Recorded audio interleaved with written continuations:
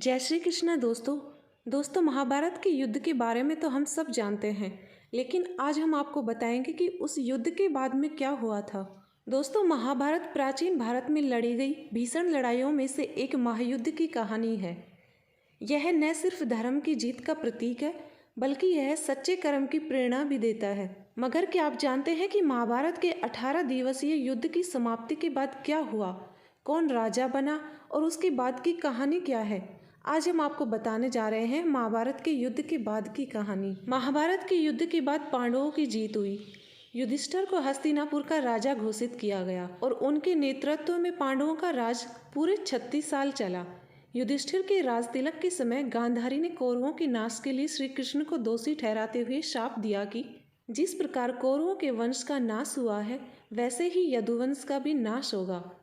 गांधारी के अनुसार भगवान कृष्ण के पास युद्ध को रोकने की दिव्य शक्ति थी और किसी एक पक्ष में जाने का विकल्प, मगर उन्होंने युद्ध को होने दिया और उसके बाद गांधारी के दिए श्राप का असर यादवों पर होने लगा।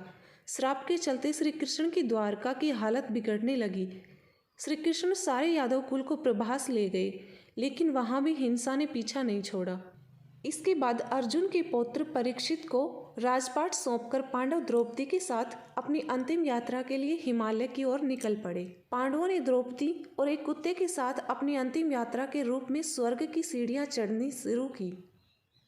स्वर्ग की सीढ़ी चढ़ने के दौरान धीरे धीरे सभी युधिष्ठिर का साथ छोड़ने लगे। शुरुआत द्रौपदी से हुई और अंत में भीम का निधन हुआ। माना जाता है कि पांडवों में सिर्फ युधिष्ठिर ही कुत्ते के साथ हिमालय के पार स्वर्ग के दरवाजे पर पहुंचे थे और युधिष्ठिर के स्वर्ग में पहुंचने के बाद भगवान इंद्र ने उनका स्वागत किया और उनकी अंतिम यात्रा में शामिल होने का आग्रह किया। दोस्तों, युधिष्ठिर के साथ जो कुत्ता गया था वह वहां पर गायब हो गया, जो वास्तव में यमराज थे।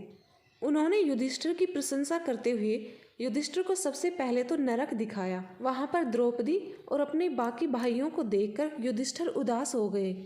तब भगवान इंद्र ने कहा कि अपने कर्मों की सजा पूर्ण कर वे भी जल्द ही स्वर्ग में आ जाएंगे। तो दोस्तों, यह थी महाभारत के युद्ध के बाद की पांडवों की कहानी। आपको हमारी वीडियो अच्छी लगी हो तो लाइक शेयर जरूर करना और हमारे चैनल को सब्सक्राइब करके बेल आइकन को प्रेस जरूर कर लेना।